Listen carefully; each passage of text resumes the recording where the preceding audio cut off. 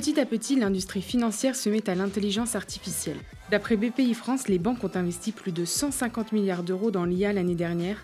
Et d'après Capgemini, 84% des sociétés en gestion d'actifs et gestion de fortune investissent déjà ou prévoient de le faire. Mais au-delà des belles intentions, l'adoption pérenne d'outils en interne par les collaborateurs suscite beaucoup d'interrogations. Pour les décrypter, nous sommes partis rencontrer Geoffroy Martinez, Managing Partner d'Artefact. Geoffroy Martinez, bonjour. Bonjour Mathilde. Vous accompagnez les entreprises dans leur transformation vers l'IA, vers la data. Aujourd'hui, quel type de profil vous accompagnez et où est-ce qu'ils en sont dans cette transformation, dans cette transition? C'est exactement ce que vous venez de dire. C'est Artefact, on fait que de l'IA et de la data. Donc on accompagne effectivement nos clients, donc des grandes entreprises et des gouvernements, vers l'adoption de l'IA sur l'ensemble des sujets, de la stratégie jusqu'à de la mise en œuvre. Et après, sur les clients que moi j'accompagne en particulier, qui sont des clients du secteur financier, ça couvre un spectre assez large qui va de la banque de détail, en passant par l'assurance, l'asset management, la banque privée, les fintech, le paiement. Globalement, le secteur financier assez large. C'est quoi les cas d'usage de ces entreprises? Il y en a plein. Il y en a plein, mais si on essaie un petit peu de les ranger dans des grandes catégories, je dirais qu'il y en a 3 grandes catégories. La première, c'est de l'optimisation de coûts, du cost to serve dans le petit langage financier. Ça va être concrètement comment je fais de l'octroi de crédit plus vite, comment je gère mon sinistre d'assurance plus rapidement. Donc ça, c'est la première catégorie. La deuxième catégorie, c'est tout ce qui va te permettre de faire de la croissance, du revenu supplémentaire, du PNB supplémentaire.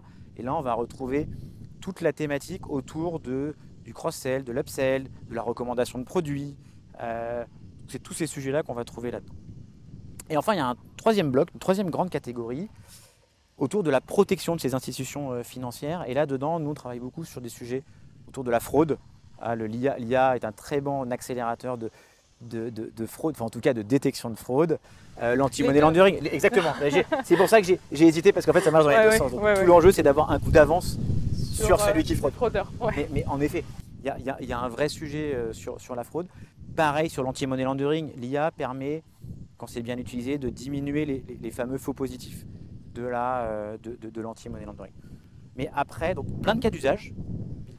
Après, moi je crois assez peu dans le côté vitrine de ces cas d'usage. Pour moi, la valeur, elle n'est pas tant sur j'ai X centaines de cas d'usage. Je crois beaucoup plus dans la capacité à choisir les bons et à bien les exécuter, plutôt que d'en avoir une liste infinie.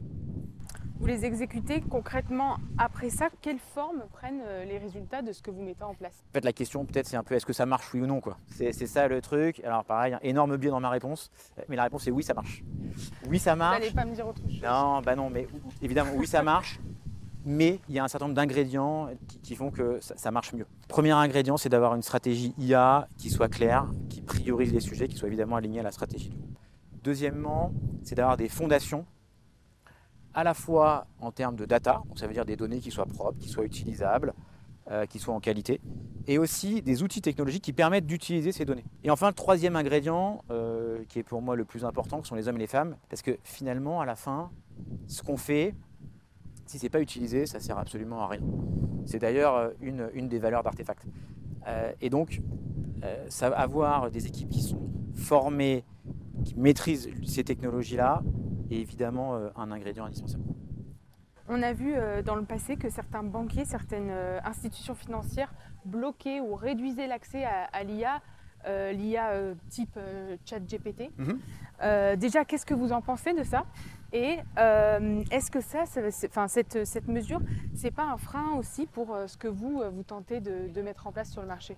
Est-ce que réellement on peut en vouloir à des banquiers dont le métier principal, en tout cas initial, c'est de gérer du risque, d'avoir un espèce de principe de prudence face à quelque chose qui était finalement assez peu connu à l'époque, fin 2022.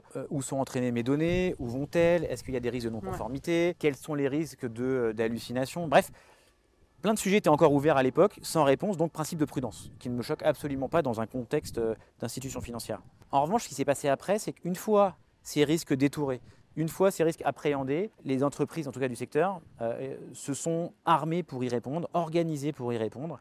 Et plutôt que d'un frein, moi ce que j'ai vu, c'est une vraie accélération. C'est une vraie accélération sur ces sujets-là, parce qu'il y a une vraie course à la valeur qui est lancé sur l'IA, l'Agentic AI et l'AI. Et même ce qu'on observe, c'est que le sujet de l'IA est monté d'un cran dans les priorités de nos clients et des dirigeants des banques dont on parlait tout à l'heure. Faut que je vous pose quand même la question parce qu'on a très souvent entendu que l'IA risquait de remplacer l'humain sur certains postes. Alors, est-ce qu'il y a un sujet RH au final avec cette accélération dont vous parlez dans le secteur financier sur le fait que tout le monde s'y met, tout le monde met en place des outils. Est-ce qu'il y a un risque pour l'emploi? Pareil, j'ai évidemment un énorme biais dans ma réponse parce que je suis résolument extrêmement optimiste sur ces sujets-là. Mais je vais essayer d'objectiver un peu ma réponse. C'est que pour le sommet de l'IA en France en février, on a lancé une étude chez Artefact sur un sujet qui me passionne, qui est justement ce que vous venez d'évoquer, l'impact de l'IA sur les RH. Premier renseignement, c'est que les entreprises qui utilisent l'IA gagnent en moyenne 1 heure par jour par collaborateur. Plus intéressant, c'est comment est réutilisée cette heure-là. Elle est réutilisée pour, paradoxalement, faire plus d'humains. C'est-à-dire que cette heure qui a été gagnée est utilisée pour aller voir plus les clients, les collaborateurs, les partenaires. Donc finalement, plus d'IA amène plus d'humains. Après, si on se projette dans votre question, c'est en fait qu'est-ce qui va se passer là, maintenant et devant. Alors toujours très dur de faire de la prédiction. Mais moi, ma conviction très forte, c'est que évidemment ça change les façons de travailler. Ça, je ne prends aucun risque en le disant. Et comment? Là, on peut essayer de se projeter un peu. Pour moi, ça va déplacer la valeur autour de 2 axes. Le premier, c'est qu'il y aura beaucoup plus de supervision. Aujourd'hui, les agents, même c'est déjà le cas, automatisent des process entiers, mais on a un besoin, non plus d'exécution, mais de contrôle. Un peu, on pourrait faire un parallèle avec les chaînes de montage il y a une centaine d'années. Deuxième élément, ça va demander aussi des compétences et des capacités à repenser les façons de travailler, à repenser les process. Parce que l'Agentic AI en particulier va avoir un impact sur les process et va faire qu'ils seront faits différemment. Et c'est extrêmement important d'avoir des gens qui sont en capacité de repenser ces façons de travailler. Donc, de façon très simple, évidemment résolument optimiste, mais évidemment des impacts à prévoir et à anticiper. En tout cas, les secteurs qui vont s'étendre, qui vont grandir grâce à ça, c'est le contrôle, la supervision et la réorganisation d'entreprises. En particulier, oui. Ouais. Absolument. Merci beaucoup, Geoffrey. Merci, Camille. Et vous, Stéphane, vous en êtes où dans l'adaptation à l'IA? Alors, c'est rigolo ce que vous me dites là. Le sujet, c'est un sujet d'actualité, effectivement.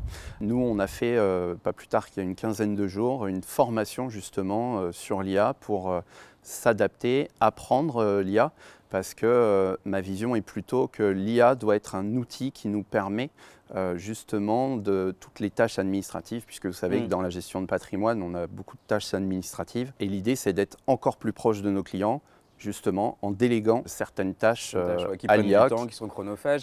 On parle beaucoup bien sûr de l'impact sur l'emploi. Geoffrey le mentionnait dans l'interview. Aujourd'hui, ce qui semble se dessiner, c'est l'impact sur les plus jeunes, sur les juniors, sur les stagiaires, sur les alternants.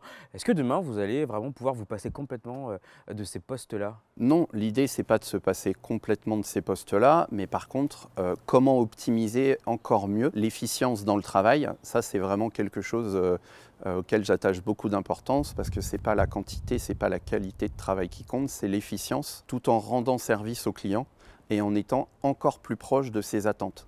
Et dans ce sens-là, l'IA va pouvoir nous aider à déléguer pas mal d'administratifs ou de paperasse qui pourraient être faits différemment. Et ça vient boucler ce que la digitalisation avait déjà commencé, c'est ça? Oui, c'est vrai que j'aime bien tout ce qui est assez moderne, technologique. On avait déjà axé beaucoup sur la digitalisation, mais du coup, ça ne fait que renforcer ce processus-là pour être encore plus proche de nos clients. Parce que c'est vraiment ce qui nous porte dans nos valeurs. Très bien, écoutez Stéphane, je crois que je n'ai plus de questions. Ce qui veut dire que l'émission est terminée, que la saison est terminée. Ah si, peut-être qu'est-ce qu'on peut vous souhaiter pour cet été et pour la rentrée, tiens? De belles vacances ressourçantes et puis une très belle fin d'année et puis une belle année 2026 également. Merci beaucoup de nous avoir reçus. Merci Gaëtan, à très bientôt. Avec plaisir.